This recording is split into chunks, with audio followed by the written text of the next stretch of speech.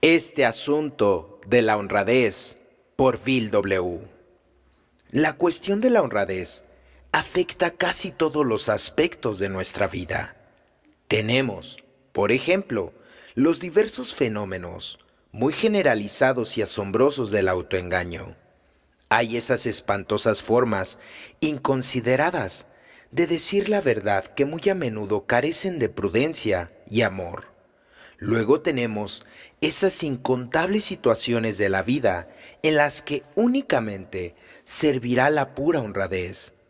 Aunque nos veamos gravemente tentados por el temor y la soberbia a contentarnos con medias verdades o negativas inexcusables. Consideramos primero lo que el autoengaño puede hacer a la integridad de una persona. Recuerdo muy bien el consuelo que me daba la exagerada creencia en mi propia honradez. Mis familiares de Nueva Inglaterra me habían inculcado lo sagrado que eran todos los compromisos y contratos de negocios. Recalcaban que el hombre está obligado por su palabra. Me encantaba la historia de Abraham Lincoln, en la que se cuenta que él un día caminó 6 millas para devolver a una mujer pobre los 6 centavos que le había cobrado de más en su tienda. Tras una formación tan rigurosa, siempre me ha resultado fácil ser honrado en los negocios. Incluso en Wall Street, me encontré años más tarde. Nunca traté de engañar a nadie. No obstante, este pequeño fragmento de virtud, fácilmente adquirido, produjo en mí algunos curiosos inconvenientes.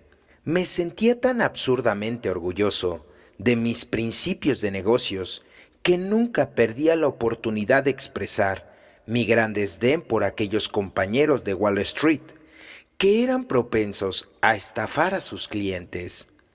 Esta era una postura muy arrogante, pero el autoengaño que me causaba resultó ser aún peor. Mi preciada honradez en los negocios pronto se convirtió en una cómoda manta bajo la cual podría esconder los múltiples graves defectos que influían en otros aspectos de mi vida. Al estar tan seguro de esta única virtud, me era fácil concluir que las tenía todas. Durante muchos años, esto me impedía mirarme a mí mismo con plena sinceridad. Esto es un ejemplo muy común de la fabulosa capacidad de autoengaño que casi todos nosotros podemos mostrar en ocasiones. Además, el engaño a otros casi siempre tiene sus raíces en el engaño a nosotros mismos. Para ilustrar esto ampliamente, me vienen a la mente otros dos casos extremos. Uno nos muestra el autoengaño en una forma muy obvia, es decir, obvia para todos menos para la víctima. El otro nos presenta una forma de autoengaño más sutil, de la que ningún ser humano se puede ver completamente libre. Un buen amigo mío, que había sido ladrón de cajas de caudales, me contó la siguiente historia reveladora. Mira, Bill, yo solía creer que estaba haciendo mi propia revolución personal en contra de la sociedad. Podía imaginarme a todos los pobres del mundo despojando a los ricos. Esto parecía ser muy razonable. Después de todo, esos malditos ricos no querían compartir su riqueza. Las revoluciones que les despojaban de sus fortunas merecían sin duda un gran aplauso, pero a los tipos como yo, que también hacía que esos ricos compartieran su fortuna, no nos daban tantos elogios. Con el tiempo caía en la cuenta. La pura verdad era que a nadie le gustaban los ladrones. Revoluciones sí, pero ladrones no. Pero a fin de cuentas, yo no podía ver nada malo en robar cajas de caudales, excepto que me pillaran. Incluso después de varios años en la cárcel, seguía sin poder verlo. Cuando A apareció en mi vida, gradualmente se me empezó a meter a la cabeza que habían buenas y malas revoluciones. Poco a poco me di cuenta de que como había engañado a los demás, me había engañado a mí mismo. Tenía que haber estado bastante loco. No podré explicarme de otra manera lo imbécil que había sido. Tengo otro amigo en AA, un alma de Dios. Hace poco tiempo ingresó a una orden religiosa en la que los frágiles dedican muchas horas al día a la contemplación. Por lo tanto, mi amigo dispone de mucho tiempo para hacer su inventario. Cuando más se examina, más autoengaño inconsciente encuentra y más asombrado se siente por el intrincado e ingenioso mecanismo de fabricar excusas mediante el cual se había estado justificando a sí mismo. Ya ha llegado a la conclusión de que la soberbia rectitud de la buena gente suele ser tan destructiva como los notorios fallos de los supuestos pecadores. Por ello, cada día vuelve la mirada a su interior y luego la alza hacia Dios, para saber con seguridad dónde se encuentra en relación con la honradez. De todas sus meditaciones siempre surge una certeza absoluta, y es que todavía le queda mucho camino por recorrer. Precisamente, cuando y cómo decimos la verdad o nos quedamos callados, puede revelar la diferencia entre la auténtica integridad y la total falta de la misma. El noveno paso del programa de AA enfáticamente nos advierte de no hacer mal uso de la verdad al declarar. Reparamos directamente a cuanto nos fue posible el daño causado, excepto en cuanto al hacerlo implicaba perjuicio para ellos o para otros, ya que recalca el hecho de que la verdad se puede utilizar tanto para dañar como para sanar. Este valioso principio se puede aplicar ampliamente en el asunto de desarrollar la integridad. Por ejemplo, en AA hablamos mucho sobre los demás compañeros. Siempre que tengamos indudablemente buenos motivos, esto no tiene nada de malo. Pero el chismorreo dañino es algo muy diferente.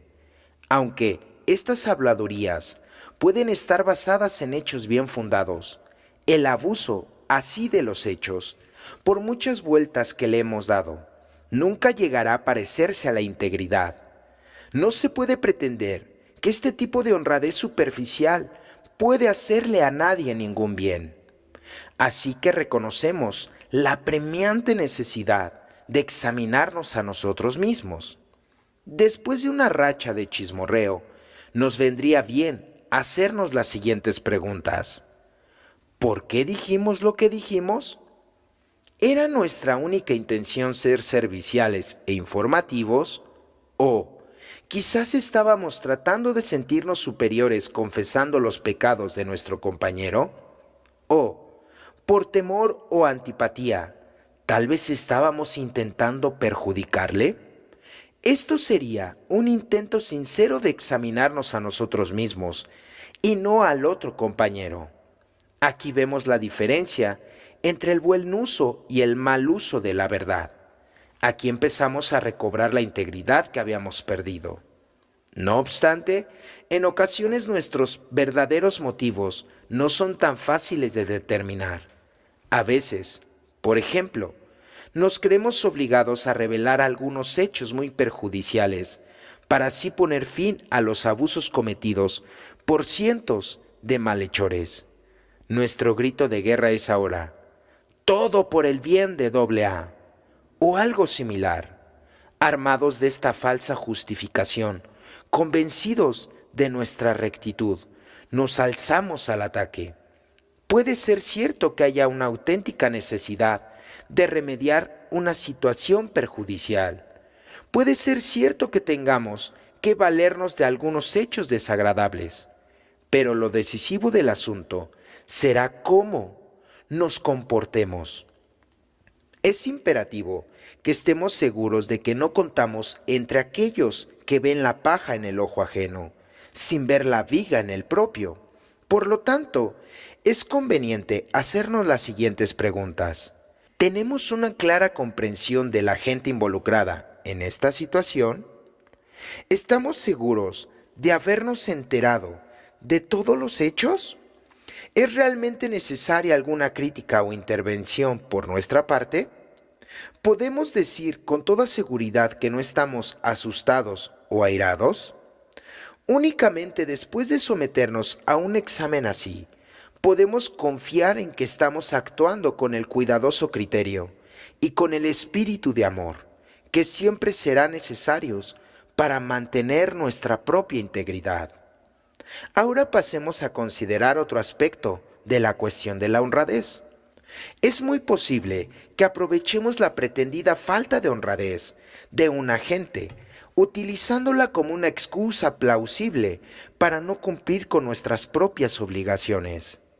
Recuerdo haberlo hecho, yo en una época. Algunos amigos fuertemente predispuestos contra el asunto, que habían exhortado a que no volvieran jamás a trabajar en Wall Street. Estaban convencidos de que el desenfrenado materialismo y la duplicidad del distrito financiero obstaculizaba mi desarrollo espiritual. Ya que me sonaba tan noble su exhortación, me mantenía alejado del único trabajo que yo conocía. Por fin, al ver nuestra economía doméstica en quiebra total, súbitamente caí en la cuenta de que yo no había querido enfrentarme con la concreta necesidad de volver a trabajar. Así que reanudé mi trabajo en Wall Street, y desde entonces me he sentido muy contento de haberlo hecho. Tenía que volver a descubrir que hay mucha gente buena que trabaja allí en la bolsa de Nueva York. Además, me era necesario tener la experiencia de mantenerme sobrio en el mismo ámbito en el que el alcohol me había derrotado. De hecho, recibí todos esos beneficios y otros muchos más. Hubo en realidad un dividendo colosal que me vino como consecuencia directa de la decisión que tomé a regañadientes de volver a entrar en el mundo de los negocios. Durante un viaje de negocios relacionado con mis trabajos de Wall Street, que hice a Akron, Ohio en 1935, conocí por primera vez al Dr. Bob, el futuro cofundador de AA. Así que el nacimiento de AA dependía del hecho de que me estaba esforzando por cumplir con mi responsabilidad de ganarme el pan de cada día. Ahora tenemos que dejar el absorbente tema del autoengaño y considerar algunas de aquellas situaciones difíciles de la vida con las que tenemos que enfrentarnos honrada y directamente. Supongamos que se nos da un formulario para solicitar un empleo en el que figura la pregunta: ¿has sufrido de alcoholismo y ha estado hospitalizado en alguna ocasión? A esto, los AA podemos dar sin duda una respuesta sincera. Casi todos creemos que nada que no sea la pura verdad servirá en tales situaciones.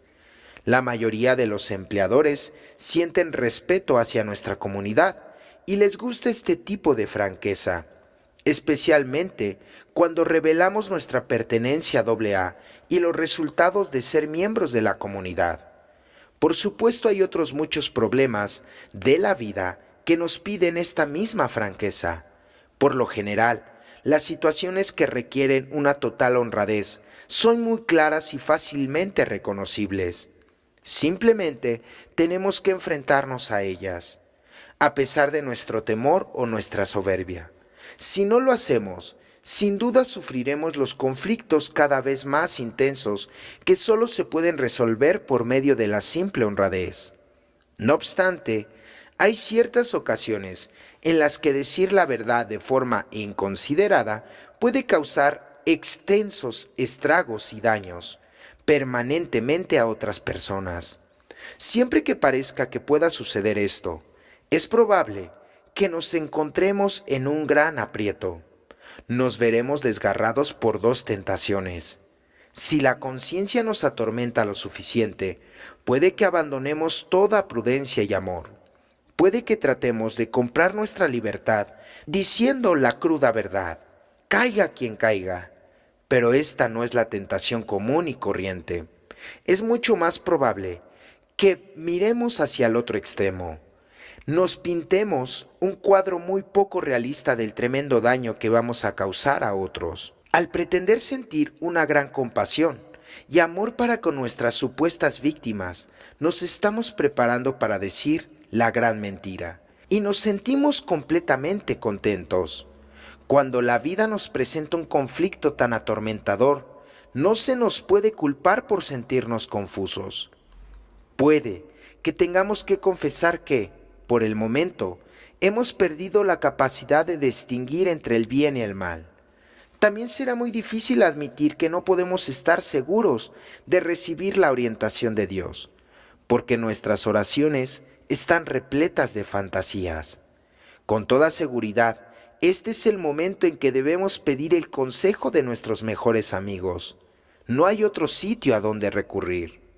Si no hubiera visto, dotado de consejos tan sabios y cariñosos, me habría vuelto loco hace mucho tiempo. Una vez un médico me salvó de morir de alcoholismo, porque me obligó a encarar lo mortal que es esta enfermedad. Más tarde, otro médico, un psiquiatra, me hizo posible mantener mi cordura, ayudándome a desenterrar algunos de mis profundamente escondidos defectos. De un clérigo, obtuve los principios honrados, de acuerdo a los cuales nosotros los AA tratamos de vivir ahora. Pero estos preciados amigos me ofrecieron mucho problema que se me presentara. Con solo pedirlas, su sabiduría y su integridad estaban a mi entera disposición. He tenido una relación exactamente igual con muchos de mis más queridos amigos de AA. Muy a menudo, por el mero hecho de ser miembros de AA, me podían ayudar en asuntos en los que otros no podían. Naturalmente, no podemos depender totalmente de nuestros amigos para resolver todas nuestras dificultades. Un buen consejero nunca va a pensar por nosotros. Sabe que la decisión final debe ser nuestra. Por lo tanto, nos ayudará a eliminar el miedo, la comodidad y el autoengaño, y así nos hará posible tomar decisiones que sean amorosas, sabias y honradas. La elección de un amigo de este tipo es una cuestión de la más alta importancia. Debemos buscar una persona de comprensión profunda y luego escuchar atentamente lo que tenga que decir. Además, debemos estar seguros de que nuestro futuro consejero va a tratar nuestra comunicación de una manera estrictamente confidencial. Si es un médico, un clérigo o un abogado, lo podemos dar por asegurado, pero al consultar con un amigo de AA, no debemos vacilar en recordarle la necesidad de guardar nuestras palabras en secreto. Por lo general, entre los AA, la comunicación íntima es tan espontánea y tan fácil que es posible que un consejero de AA se olvide de que hay ocasiones en que esperamos que permanezca callado. Nunca se debe violar el carácter sagrado de esta relación humana, tan necesariamente para nuestra recuperación. Estas comunicaciones privadas son de un valor inapreciable. Entre ellas encontramos la oportunidad ideal de ser todo lo honrados que nos sea posible ser. No tenemos que considerar la posibilidad de causar daño a otra gente, ni temer a la burla o a la condena. Tenemos la mayor probabilidad de descubrir el autoengaño. Si nos estamos engañando a nosotros mismos, un consejo competente puede verlo rápidamente. A medida que él nos ayuda a salir de nuestras fantasías, nos sorprende descubrir que cada vez sentimos menos la acostumbrada ansia de defendernos contra las verdades desagradables. No hay mejor forma de hacer desaparecer el miedo, la soberbia y la ignorancia. Al cabo de un tiempo, nos damos cuenta de que tenemos una base nueva y sólida para nuestra integridad. Por lo tanto, perseveremos en nuestros esfuerzos por descubrir el autoengaño en todas sus modalidades. Tengamos cuidado de siempre templar la honradez con la prudencia y el amor. Y nunca vacilemos en actuar con total honradez siempre que se requiera hacerlo. Los AA conocemos muy bien la forma en la que la verdad nos hace libres. Nos corta las cadenas de la esclavitud del alcohol. Continúa liberándonos de incontables conflictos y penas. Destierra el miedo y la soledad. La unidad de nuestra comunidad, el amor que abrigamos por cada uno de nuestros compañeros, el respeto que el mundo nos tiene, todos son frutos de la integridad que, bajo Dios, hemos tenido el privilegio de adquirir. Por lo tanto, apresurémonos a buscar una honradez cada vez más auténtica y pongámonos a aplicarla con mayor intensidad a todos nuestros asuntos. Hemos llegado al final de este artículo. Esperamos que haya sido de tu ayuda. No olvides suscribirte y dejarnos en la parte de los comentarios alguna referencia o temática que te gustaría que desglosáramos. Felices 24 horas y hasta la próxima.